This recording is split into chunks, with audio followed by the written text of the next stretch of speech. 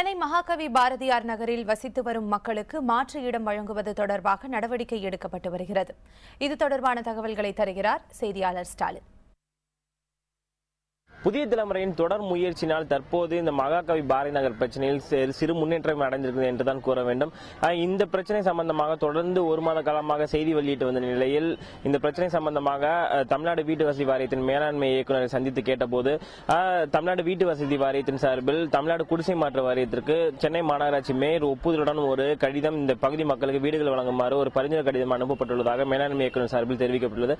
அது மட்டுமல்லாமல் இந்த பிரச்சனை குறித்து தமிழ்நாடு வீட்டு வசதித்துறை அமைச்சரும் தமிழ்நாடு வீட்டு வசதி வாரியத்தின் செயலாளரும் இது குறித்து விவாதித்ததாகவும் மேலாண்மை இயக்குநர் தெரிவித்தார். தமிழ்நாடு வீட்டு வசதி வாரியத்தின் சார்பில் எந்த ஒரு மக்களுக்கும் இலவசமாக வீடு கட்டித்தர இயலாத காரணத்தால் தற்போது தமிழ்நாடு குடிசை மாற்று வாரியத்திடம் இந்த பகுதி மக்களுக்கு இலவசமாக வீடுகள் வழங்குமாறு ஒரு பரிந்துரை கடிதம் அனுப்பப்பட்டுள்ளதாக மேலாண்மை இயக்குநர் தெரிவித்துள்ளார்.